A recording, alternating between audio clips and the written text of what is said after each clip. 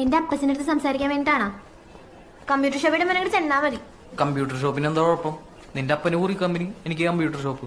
കുറി കമ്പനിയാ? ഞങ്ങളുടെ NBFC ആണ്. നീ ആദ്യം ആ ഫോണിൽ നിന്ന് കണ്ണെടുക്ക് പണ്ടാറങ്ങാനായിട്ട്. ശില്പ, നിന്റെ അപ്പച്ച സമ്മതിച്ചില്ലെങ്കിൽ നീ എന്റെ ഒപ്പം ഇറങ്ങി വരൂ. എങ്ങോട്ടേക്ക് വിഷ്ണു?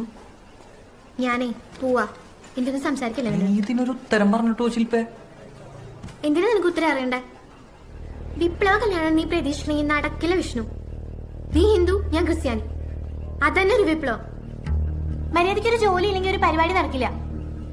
ജോലിക്ക് എനിക്ക് താല്പര്യമില്ല. പിന്നെ നിന്റെ അപ്പന് ബിസിനസ് ചെയ്യാമെങ്കിൽ എനിക്കും ചെയ്യാം. നീ എന്തിന്റെ അപ്പച്ചന്റെ ബിസിനസ് കണ്ടതുപോലെയാണല്ലോ സംസാരിക്കണത്? നീ കണ്ട ഞങ്ങളുടെ കമ്പനി? ഞാൻ നിന്നെ ഇപ്പൊ കെട്ടാനല്ല വന്നത്. എനിക്കൊരു തീരുമാനം അറിയണം. ഈ കട്ട്ലേറ്റിന്റെ കാശ് ഞാൻ കൊടുക്കുന്നുള്ള ഉറപ്പില്ലല്ലേ നീ ഇത് ഓർഡർ ചെയ്തേക്കണേ?